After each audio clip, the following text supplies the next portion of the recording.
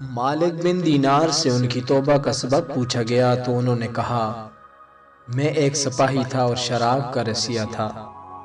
میں نے ایک نفیس باندی خریدی اور وہ میرے دل میں خاص مقام کی مالک بن گئی۔ اس سے میری ایک بچی پیدا ہو گئی۔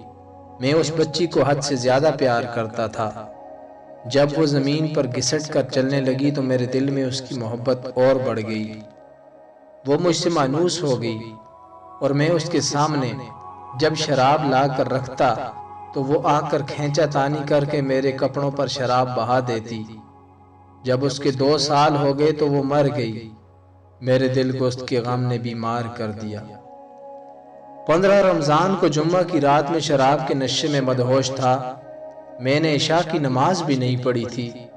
میں نے خواب میں دیکھا کہ سور پھونکا گیا اور قیامت قائم ہو گئی۔ مردے قبروں سے اٹھائے گئے اور تمام مخلوق جمع ہو گئی۔ میں بھی ان میں تھا۔ میں نے اپنے پیچھے سے آہٹ سنی۔ مڑ کر دیکھا تو ایک بہت بڑا اژدہا کالے رنگ کا، آنکھیں نیلی ہیں، منہ کھولے میری طرف دوڑ رہا ہے۔ خوف و دہشت کے مارے میں بھاگا راستے میں ایک ستھرے لباس والے شخص کے پاس سے گزر ہوا۔ میں نے سلام کہا، اس نے جواب دیا۔ میں نے کہا، بابا مجھے اس اژدہے سے پناہ دو، تجھے اللہ تعالیٰ پناہ دے گا۔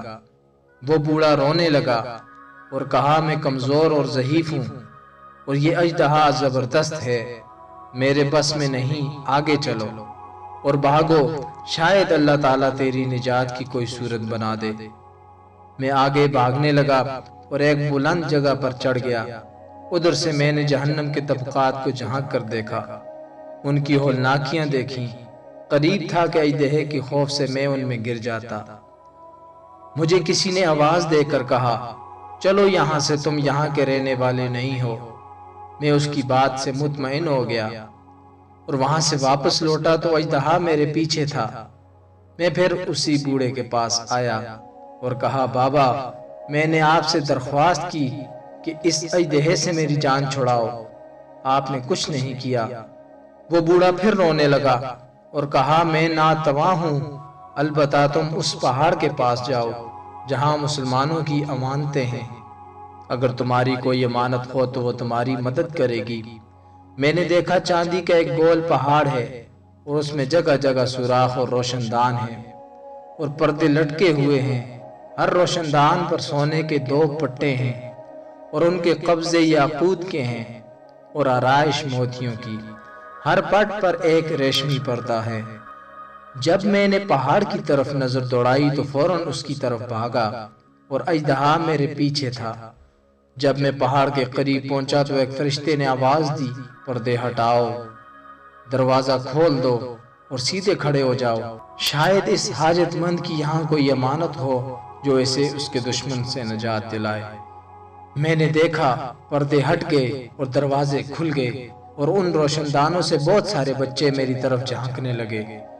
ان کے چہرے چاند کی مانند تھے۔ اژدہا بھی میرے نزدیک پہنچ چکا تھا۔ میں حیران رہ گیا۔ ان بچوں میں سے ایک نے چلا کر کہا، ابے سب آؤ، اس کا دشمن اس کے قریب آ گیا ہے۔ چنانچہ وہ جوک در جوک کھڑے ہو کر جھانکنے لگے۔ اچانک میری وہ بچی جو مر گئی تھی وہ بھی ان کے ساتھ جھانک رہی ہے۔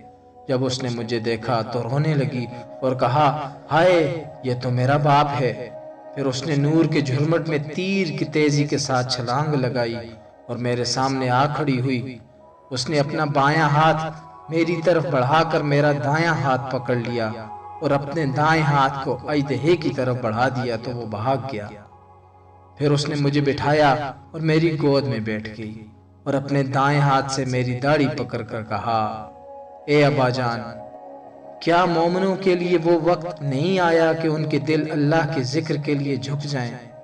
میں رونے لگا اور کہا، اے بیٹی تم لوگ بھی قرآن کو جانتے ہو؟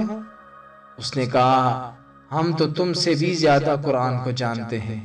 میں نے کہا، اژدہے کے بارے میں بتاؤ جو مجھے ہلاک کرنے کے در پہ تھا۔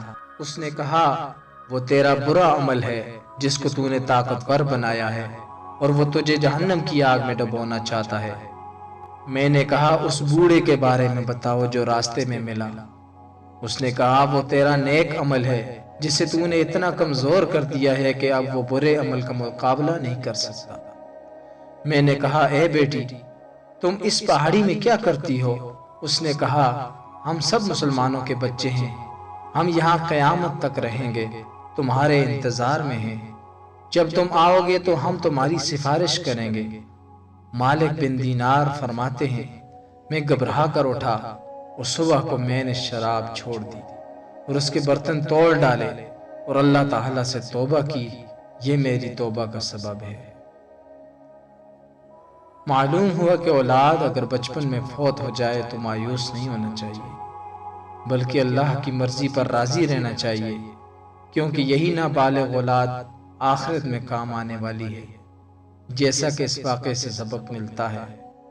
اللہ تعالی ہم سب کو عمل کرنے کی توفیق عطا فرمائے، آمین یا رب العالمین۔